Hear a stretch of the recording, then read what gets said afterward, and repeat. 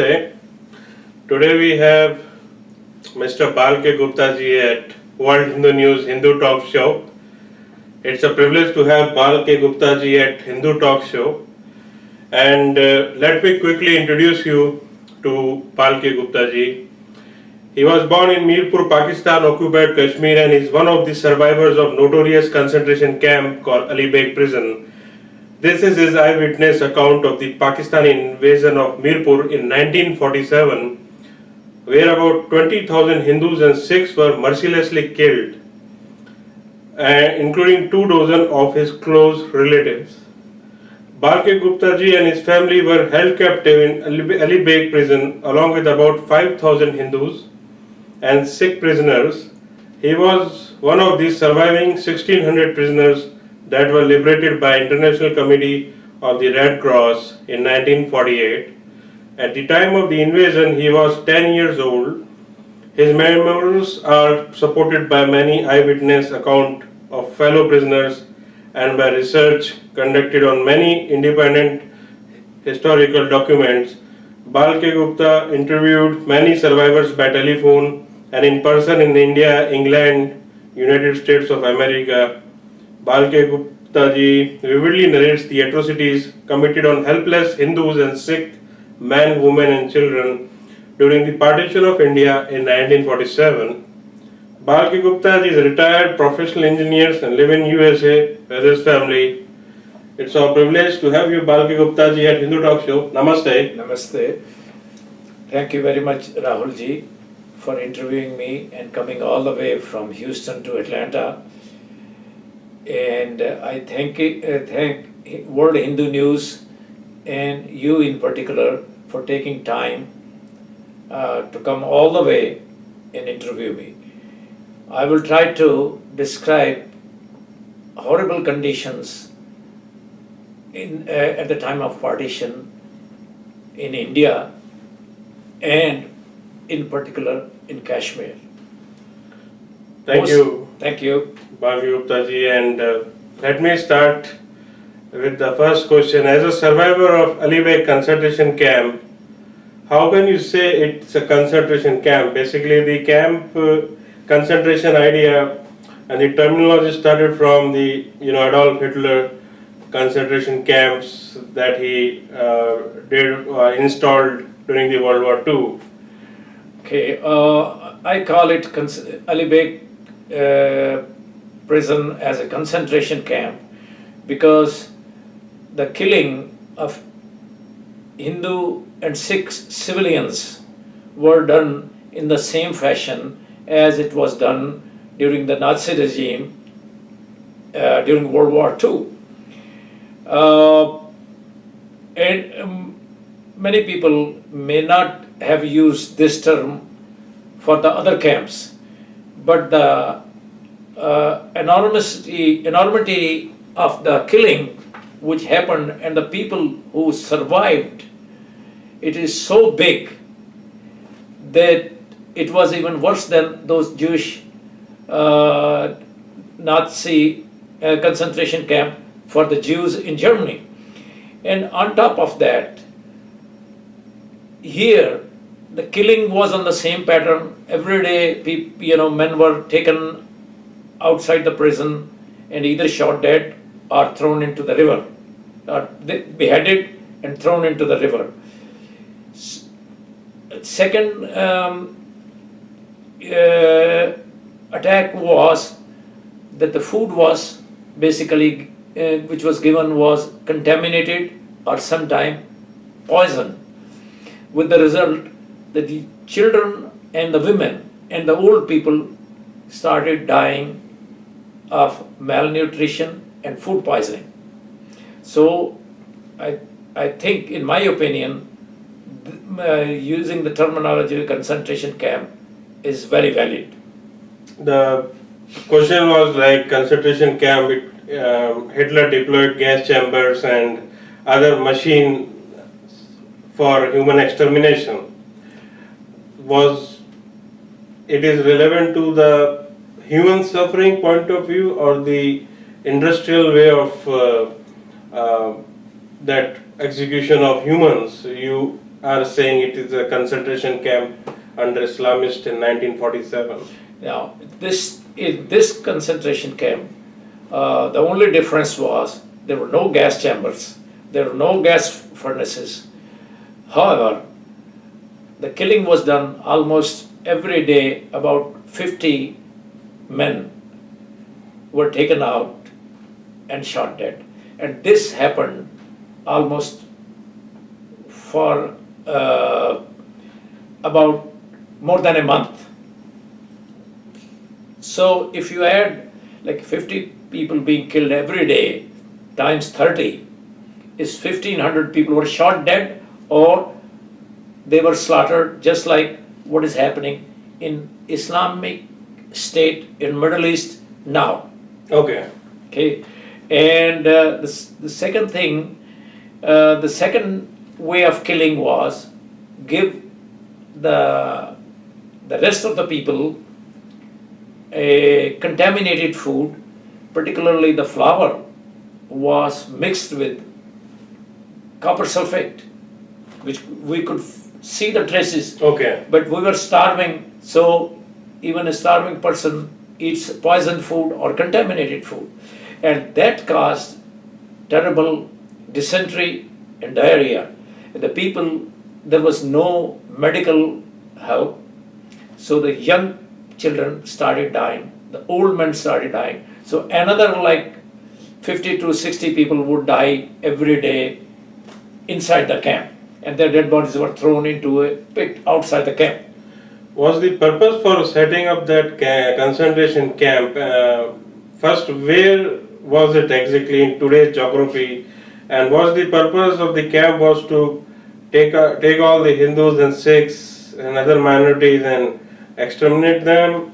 That was the purpose, or to resettle them at other place, in your experience? In my eyewitness account, basically it was set up to exterminate the Hindus and Sikhs of Mirpur, which is located in Jammu and Kashmir. Now this camp, the strategic location of this camp was such that it was only 2 miles from Pakistan border. It is presently in Pakistan occupied Kashmir, but at that time it was just a few miles from the international Pakistan border and Jammu and Kashmir border. So in case of any liberation effort, they could easily transfer the entire prisoners population to Pakistan in just maybe about 30 minutes. Now, why I say that this camp was set up to exterminate Hindu and Sikh minorities of that area is why the killing started from the day one, and it went on. So if it was intermittent, I could agree that some Pakistani officer who was in charge, he was mad, he wanted to kill for the just pleasure. Right. But it was a planned thing that every day they had to exterminate or kill that many people. And the second was give them the dirty food and they will die of disease. Okay. And that's what is my theory. And when we were arrested by Pakistan Army in Mirpur city, the total population of Hindus and Sikhs was 20,000. Okay. But when we were liberated, the people who survived was only 1,600. So that shows that it was a planned genocide. The term these days is used is the genocides of Hindus and Sikhs in Pakistan occupied Kashmir. So basically population went from 20,000 to 1,600 in just how many months? We were arrested on November 25th, 1947. Okay. And we were liberated on You can guess some. March 20th, 1948. March. So basically in 5 months, close to 18,000 people. So 3,000 a month, somewhat more than 4,000 a month. That means more than 150 people a day. That's right. They were getting, somehow dying by killing, poisoning, or other atrocities. But one thing, I forgot to mention, besides the killing, slaughter, killing due to food poisoning, there was another reason of the reduction in the population. All the young women, they were kidnapped. Okay. One day, in the first 15 days, all the young women were taken away by the Pathan mercenaries from Pakistan or even some Pakistan army people. Okay. And it is so sad for me to recollect those things, that some of these young girls, they were sold in Pakistan for 20 rupees. Now 20 rupees at that time was equivalent to maybe $10. Now, and I was eyewitness to the kidnapping. The girls were being dragged from the arms of their mothers and fathers. They were crying that save us. And if any parent tried to help her, the Pakistani Pathans or the Pakistani soldiers will shoot him dead. Now, it's very sad that I saw the kidnapping of cousin of my wife and killing of her grandmother. Her grandmother tried to protect her, and this Pathan from Pakistan, he shot her dead. She just slumped, and that girl went crying. At that time, I didn't know who that girl was till my wife told that her cousin was kidnapped and her grandmother was killed. And in this process, I did see many people being shot dead in front of my eyes. So those were traumas which I carried for a very long time till I was able to unload it in the form of my book. Indeed, a very heart-wrenching incidents that happened that time. What political, economic and social conditions in India and Jammu Kashmir were there? We have read history, but just in brief, would you like to explain? Say at that time in 1947, India's population was 400 million, and United India's population was 400 million, which there was 100 million Muslims, 300 million Hindus and Sikhs. And unfortunately, India was partitioned into two countries, India and Pakistan. But the entire Muslim population did not go to Pakistan. So probably Pakistan was home to about maybe 50 to 60 million Muslims, whereas the entire Hindu and Sikh population was ethnically cleansed from Pakistan, and they were forced to leave Pakistan for India. Now, according to historical figures, 14.5 million people moved from India to Pakistan and Pakistan to India. But the number of refugees coming from each country was, like, Hindus and Sikhs from Pakistan was about 7.5 million, and Muslims going from India to Pakistan was about the same amount, 7 million. But the worst part, which never happened in the history of human being, is the civilians were in the forefront of killing each other. and total number of Hindus, Muslims and Sikhs killed in Pakistan and India, the estimates are about 1 to 2 million. There are no hard figures written, but the historical point of view, they give a big window, 1 to 2 million. So you said, Bal Gupta ji, that is of course an interesting and factual figures. We saw, you said that Mirpur, so the entire population of, was it a city, village or a district? Now before I come to Mirpur, I have to give you a little background of Jammu and Kashmir. Jammu and Kashmir in 1947 was a Muslim majority state. It had 2.5 million Muslims and 1.5 million Hindus and Sikhs. But due to Pakistan, there was no ill will between Hindus and Muslims in 1947. And I can tell you, Jammu and Kashmir practically remained an independent state. It did not join Pakistan, it did not join India. So Hindus and Muslims were on very good terms. And in Mirpur, on 14th of August, Muslims celebrated Pakistan's Independence Day, and Hindus and Sikhs celebrated 15th August, India's Independence Day. So I was eyewitness to the celebration of the birth of both the countries. I saw Muslims putting Pakistan's flag on their house or their businesses, and Hindus and Sikhs putting tricolor on their businesses. Okay.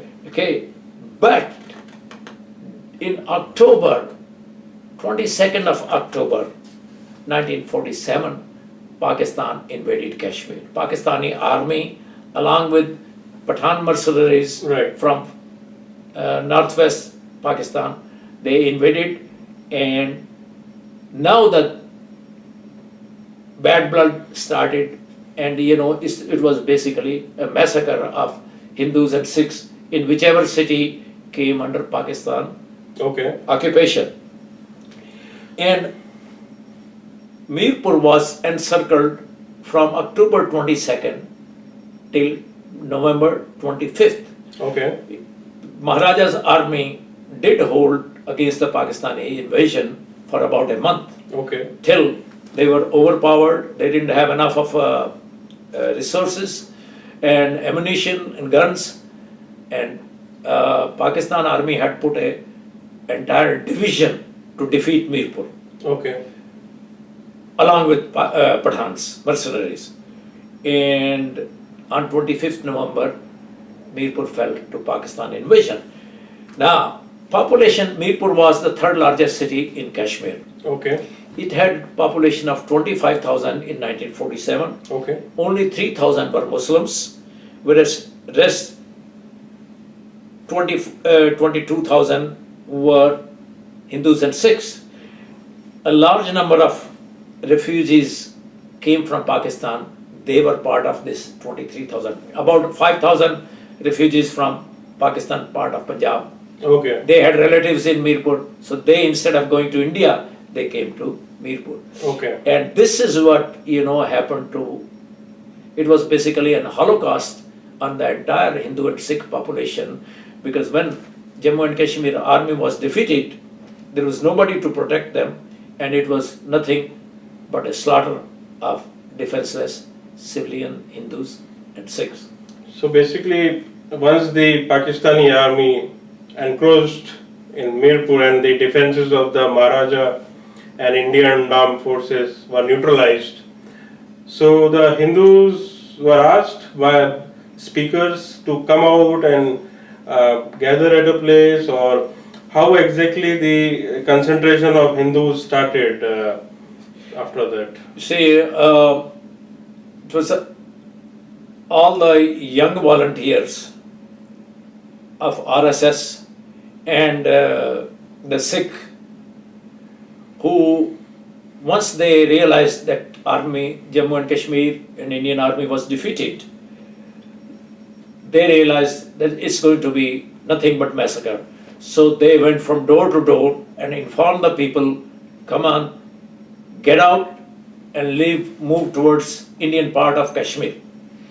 And whatever they could do, or word of mouth was sent through the bull horns, and so whosoever could get the message, they started marching towards the east, where the closest Indian army had arrived was a town called Nowshera, which was almost about 50 miles walking distance. Okay. So the refugees started gathering in army cantonment, and then they started following a country path, Okay. because the road from Mirpur to Nowshera was already occupied by Pakistan army. Okay. And so the only way was to go through the cross-country paths, and somebody started, and then people started walking, and it was almost 5-6 miles long caravan that is described by an Indian Air Force aeroplane who was monitoring the exodus. But unfortunately, Indian aeroplane or Indian Air Force could not drop any leaflets or the maps which could guide the refugees. Right. And so we started marching on 25th of November. I gathered with my family. My great-grandfather refused to leave. He locked his door. He says, I'm not going to leave. And he stayed inside. And next day, when the artillery fire from Pakistan hit his house, he was burnt alive. So same thing happened to my grandmother and my uncle. They were in the west part of city, which was a Muslim majority area. That was the first area which fell to Pakistani army. And my grandmother and uncle, they were also burnt alive in their house. But rest of the family, along with my mother and uncles and aunts, we moved towards the army cantonment. And army cantonment had the trenches. Okay. So we had to jump the trench to go to walk towards Indian Trail. My mother, she had some ailment in her leg, so she couldn't jump, and that was the very sad moment in my life. She put me and my brother under the care of my aunt and says goodbye to us. Well, we won't see each other. And she just sat on the other side of the trench, and we jumped the trenches and walked along with it. But during that, crossing the trenches, some Pakistani soldier had already reached nearby, and they put the machine gun and they were firing. And many people, I saw many dead bodies, people getting hit by the bullet and falling in the trench or dangling in the barbed wires which were around that army camp. And so we kept on walking along with the rest of the caravan and reached, we had hardly walked about 3 or 4 miles and reached a well about 8 p.m. We had not eaten the entire day. We were thirsty. So there was a well, and we children were more thirsty, and we sat and but there was no way of getting the water out of, there was no bucket to get water out of the well. So what my uncle did is he took off his turban, dropped the turban in the well, brought, the turban got drenched, so he brought that, and we slowly and slowly started quenching our thirst. By the time we had drank a little water, all of a sudden this Pakistani soldier who were pursuing, they came at about 9 p.m. They started shooting, and we all got stuck near that well. Nobody could go any further towards the Indian side. But luckily, 3 of my uncles, they left their wives and children in behind, and they jumped and went towards, they started running towards the Indian side, and finally they reached India after 3-4 days walk, but we were all doomed. And by the time in the morning, you know, these Muslim soldiers or Pakistani soldiers and local Muslim leaders, they convinced, hey, if any one of you has guns or swords, just surrender us, we are not going to harm you. And though our number was much larger, we were about 5,000 people, and they were hardly maybe a couple of hundred, but they were all armed and they were soldiers. Whereas, you know, the people in this caravan, or this part of the caravan, Right. some had the guns, some had pistols, Yeah. some had the swords, but they got carried away with the sweet talk and they dropped their arms without any fighting, which is very sad that we had a big number, larger number. We had at least we had something to fight. Instead of fighting to death, people got carried away with their assurances, no, we'll send you to India safely and all that. Okay. And we got duped, and it was a big treason. I have described in detail all these events in my book, but you know, I'm giving a synopsis.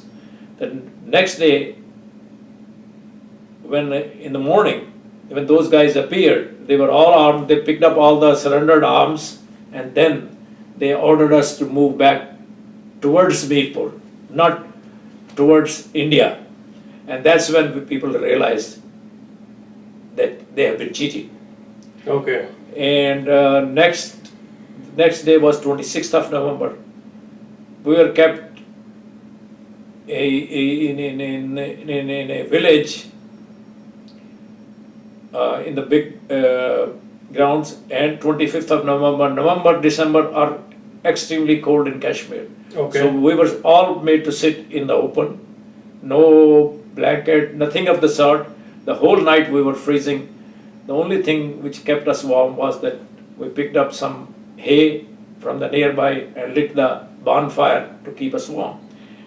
But that was not the only story. The story is that is when the kidnapping of the young women started.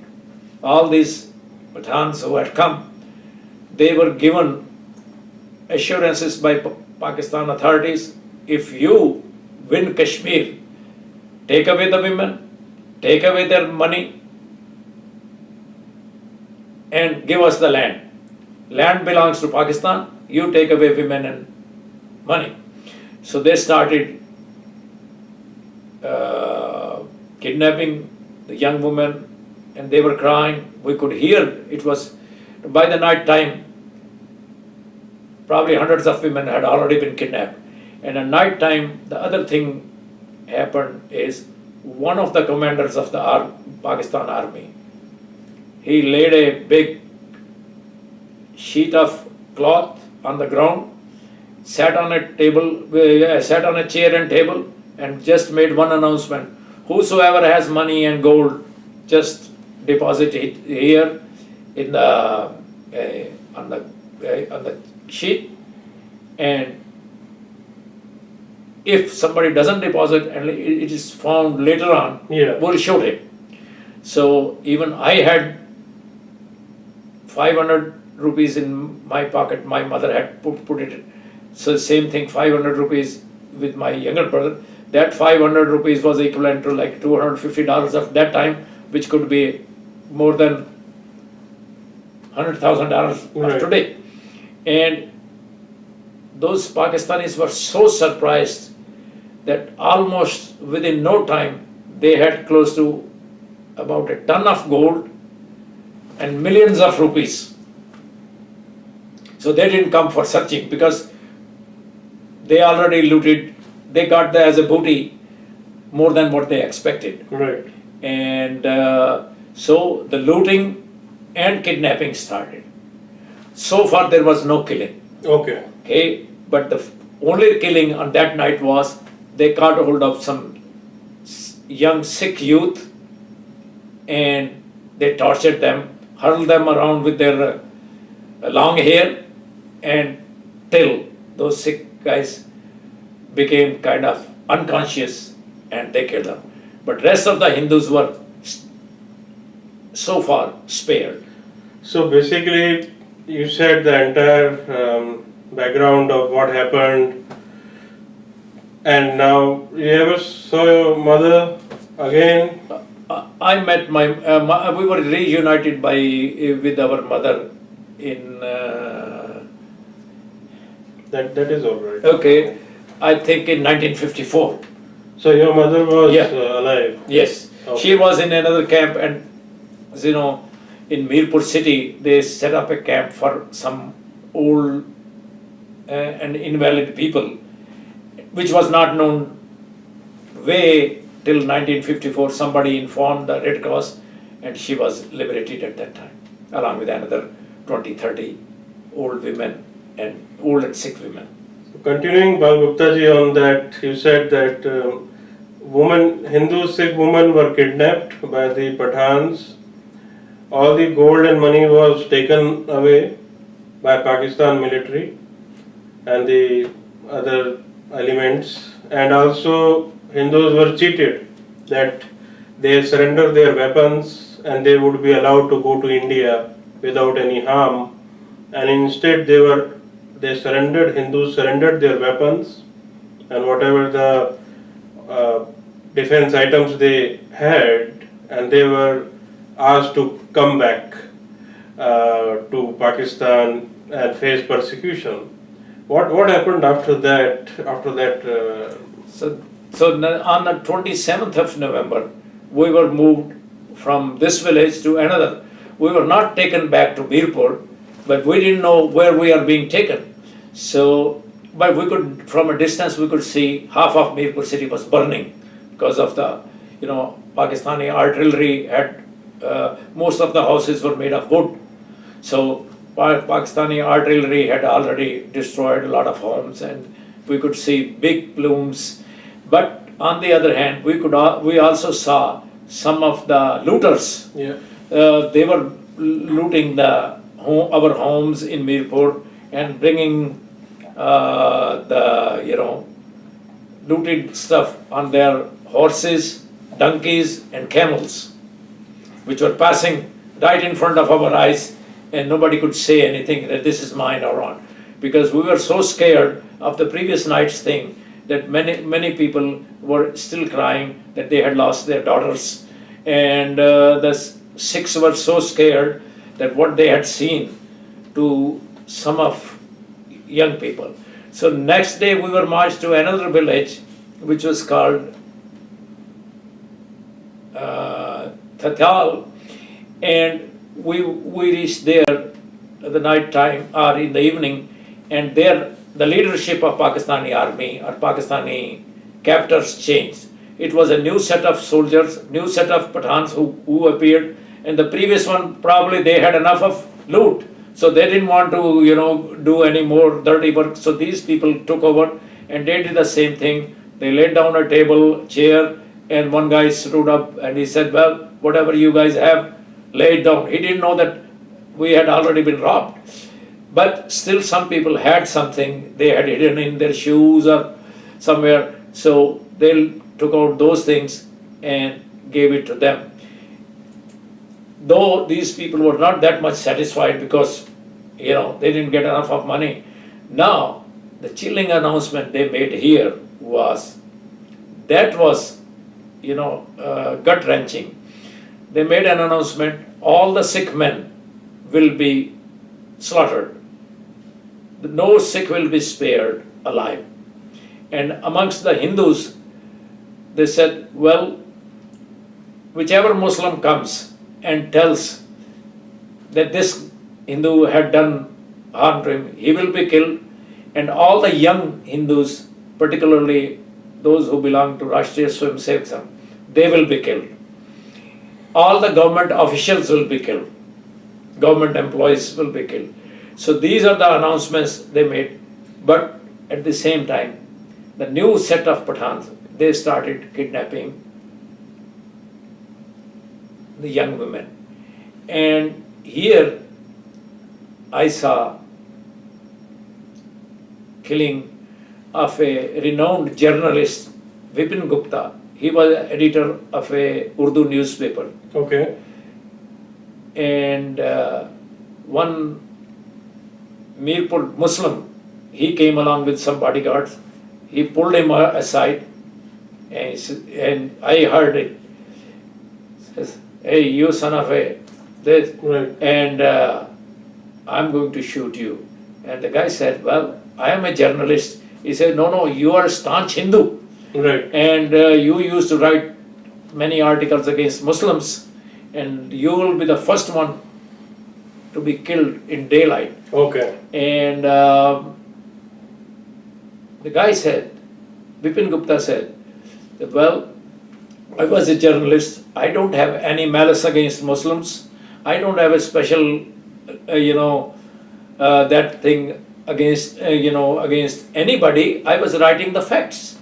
And as a journalist, I deserve protection." Right. He says, "Don't tell me all that." And he used all those kind of curse words. And he had 2 bodyguards with him. This guy's name was Ilahi Baksh. He was a leader of Muslim conference in Mirpur. Okay. So he knew who were, the Hindu leaders and all that. And he took the gun from his bodyguard and shot Vipin Gupta while he was still pleading Okay. forgiveness. And his son was sitting beside him. Vipin Gupta's wife had already been kidnapped along with his 2 daughters. Now, this was the first killing I saw at a close range. He may have been only maybe 10 yards away from me.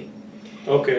And when we reached the village, So sorry to interrupt you, Bal Gupta ji. So they Pakistan military categorically said that whoever is associated with RSS will get executed. that's right. And the Mirpur, who you said the Council of Mirpur Muslim leader, he helped the Pakistani military To identify Sangh leaders Okay. and also the bureaucrats who were government officials. Okay. He also identified Hindu leaders who were even not connected with Sangh, Right. but other Congress party Okay. and other. But since he was a Muslim leader, in the leaders in India or Pakistan, if you belong to one party, you know the leaders of the other party. Right. And so he was instrumental. And this Ilahi Baksh later on did a lot of atrocities, even in Alibeg. But So- yeah, please go ahead. So from that we understand that the person who was with the community, within the Hindu-Muslim community during the peaceful era, when Pakistan army invaded that area and took Hindus refuge, the same Muslim community leader allied with Pakistan army and start shortlisting the Hindus who are associated with RSS or non-RSS Hindus, Congress, other political Hindus, religious Hindus and journalists, editors likewise. That's very true, because what it is, after 1947, the loyalties had totally changed. Hindus and Sikhs wanted to join India. Hindus and Sikhs of Kashmir wanted to join India, and Muslims of Kashmir wanted to join Pakistan. So the only way of Muslim leaders to achieve this was to exterminate or ethnically cleanse as many Hindus and Sikhs as they could. And this is, in this way, when Mirpur Hindus were all arrested, 20,000, somebody had to, from the Muslims, had to come and identify the leaders. Once the leadership is killed, the rest of the prisoners will be demoralized. Right. And that's what Ilahi Baksh. It's surprising, the second or third day he appeared.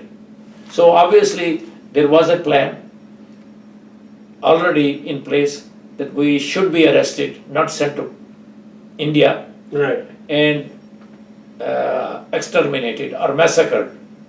How was the Alibeg's relationship with the Hindu community before the Mirpur and the Pakistan army invasion?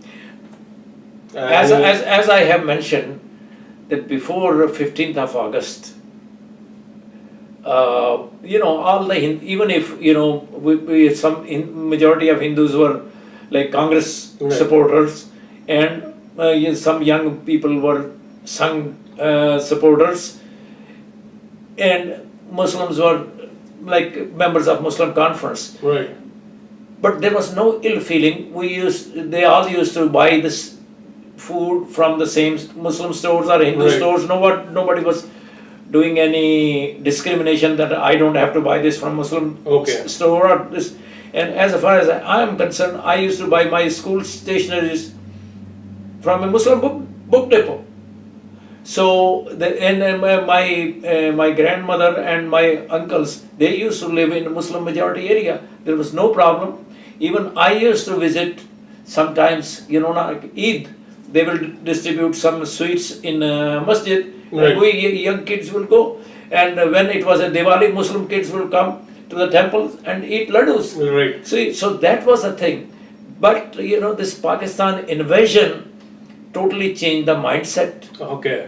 because by not doing ethnic cleansing, they could not accomplish the accession of Kashmir to Pakistan.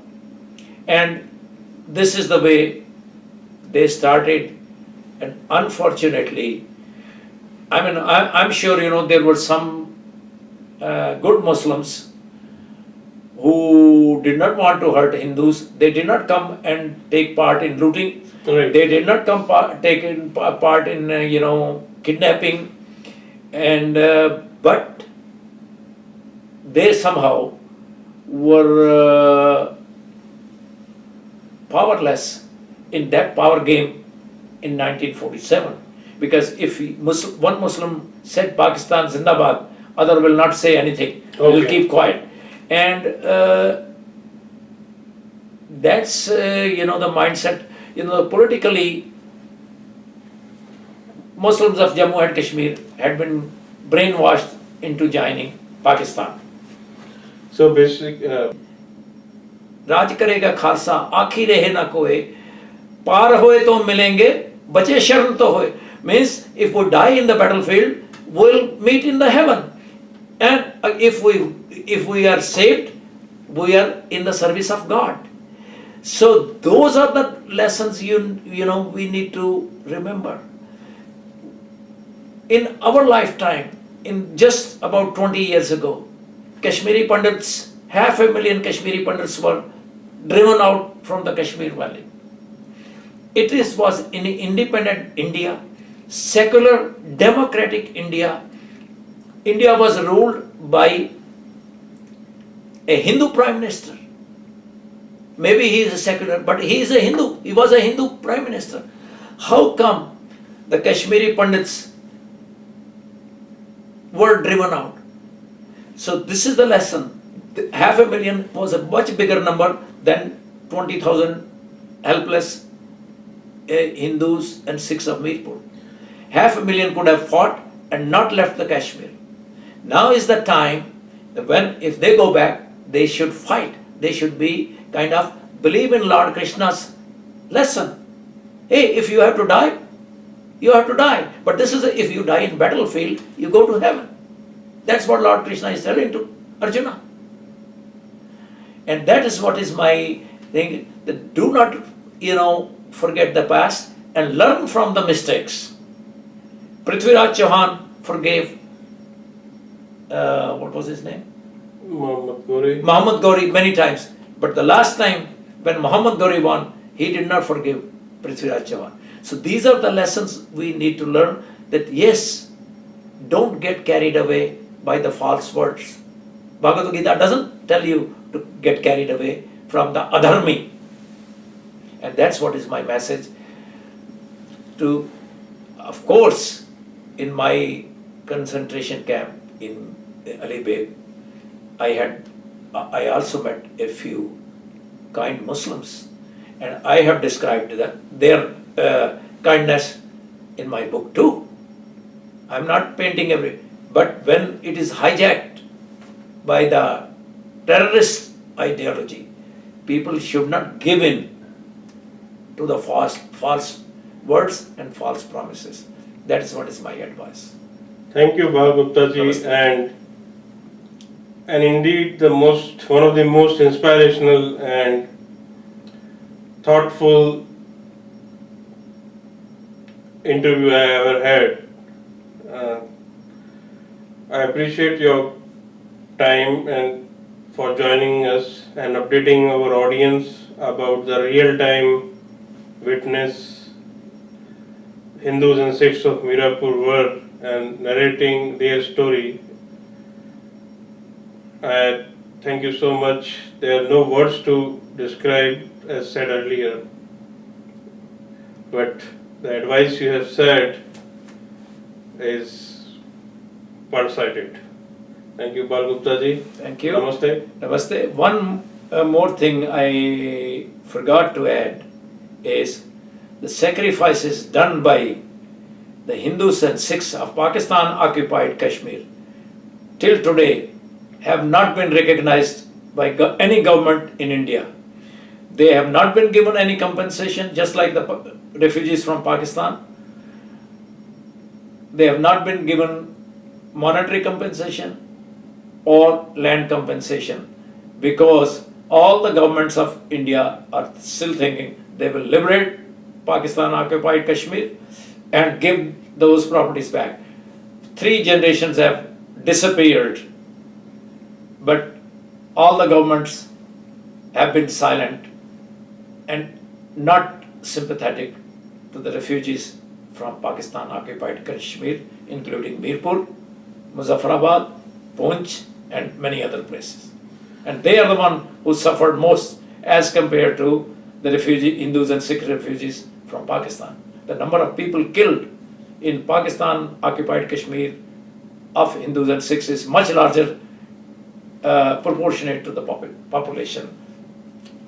As Bal Gupta ji has presented the requirement that Pakistan occupied Kashmir Hindus and Sikhs need to be properly compensated, and they have suffered the worst under the Pakistani military and the Islamist Pathans.